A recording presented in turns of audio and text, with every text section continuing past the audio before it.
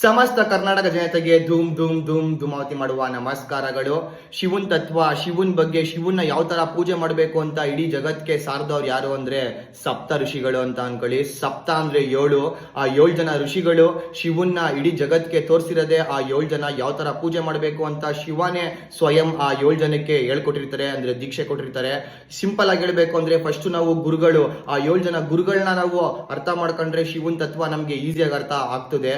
So ನೀವು first ಈ ಸಪ್ತ ಋಷಿಗಳದ್ದು ಮಂತ್ರ ಏನು ಅಂತ ಅಂದ್ರೆ, ಓಂ ಕಶ್ಯಪೋತ್ರಿರ್ಭರದ್ವಾಜೋ ವಿಶ್ವಮಿತ್ರೋತ ಗೌತಮಃ ಜಮದಗ್ನಿರ್ವಸಿಷ್ಠಶ್ಚ ಸಪ್ತೈತರಿಷೈ ಸ್ಮೃತಃ. ಈ 7 ಜನ ಹೆಸರು ಯಾರ್ಯಾರು ಅಂತ ಅಂದ್ರೆ ಕಶ್ಯಪ, ಅತ್ರಿ, ಭಾರದ್ವಾಜ, ಜಮದಗ್ನಿ, ವಿಶ್ವಮಿತ್ರ, ಮತ್ತೆ ವಶಿಷ್ಠ ಅವರು, ಮತ್ತೆ ಗೌತಮ.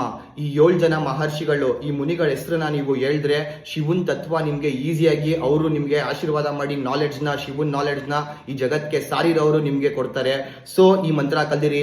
ಓಂ ಕಶ್ಯಪೋತ್ರಿರ್ ಭರದ್ವಾಜೋ ವಿಶ್ವಮಿತ್ರೋತ ಗೌತಮಃ ಜಮದಗ್ನಿರ್ವಸಿಷ್ಠಶ್ಚ ಸಪ್ತೈತರಿಷೈ ಸ್ಮೃತಃ. ಜೈ ಸಪ್ತರ್ಷಿ, ಜೈ ಶಿವ, ಅಲಾಕ್ ನಿರಂಜನ್.